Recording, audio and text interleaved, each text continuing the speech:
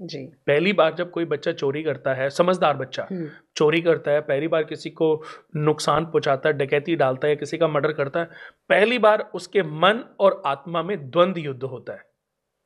आत्मा कहती है कि तूने कितना बड़ा पाप किया है, कितनी गलती करी है। वो उसको पीड़ित करने की कोशिश करती है, उसको समझाने की कोशिश करती है आत्मा। लेकिन ये मन रूपी रावण आत्मा पर जब विजय पा लेता है, फिर वो हिंसात्मक प्राणी बन जाता है, हिंसात्मक मनुष्य, वो गुंडा गैंगस्टर बन जाता है। उसके लिए फिर एक जने को मारना या 1000 को मारना, कितने आपने देखे होंगे साइकेट्रिस्ट जो मर्डरिस्ट होते हैं, वो कितने क्रूर लड़कियों का मर्डर करते हैं। जैसे कि आपने सुना होगा एक निर्भया कांड हुआ। हाँ जी। तो उसमें क्या हुआ कि लोगों ने 4 लोगों ने 5 लोगों ने एक लड़की का रेप किया, लेकिन सिर्फ रेप नहीं किया, दरिंदगी से उसको नुकसान भी पहुंचा। यानी कि वो उनके अंदर एक वहशीपन था, एक राक्षसपन था।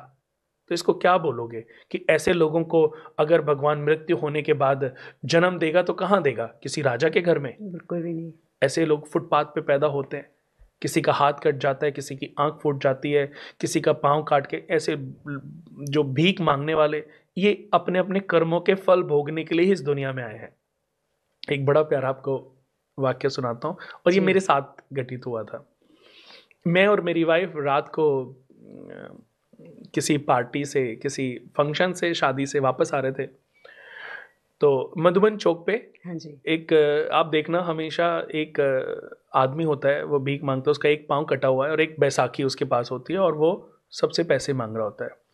तो क्योंकि रेड लाइट थी और बड़ी रेड लाइट है, तो अब वो सब गाड़ियों में जा रहा है।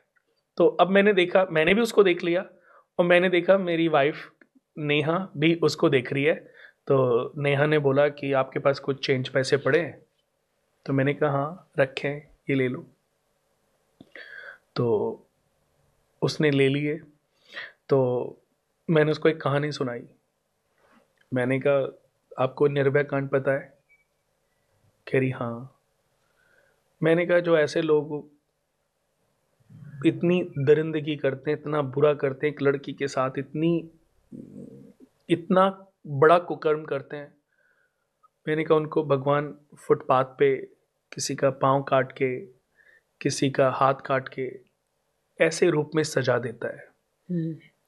और फिर ऐसे बहुत सारे लोग हैं जो इमोशनल होके उसकी हेल्प करना चाहते हैं।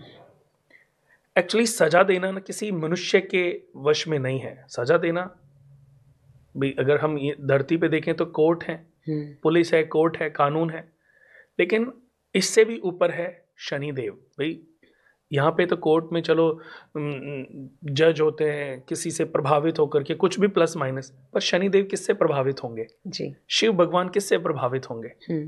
वो तो हर कर्म का फल देंगे ही देंगे ना।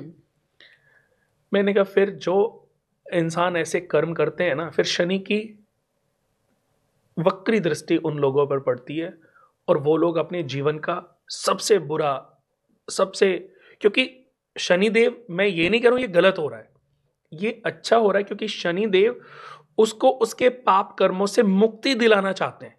पाप तो कर दिए ना उसने, कर आया, जन्म भी पा लिया दूसरा, लेकिन हाथ पांव भी कट गए।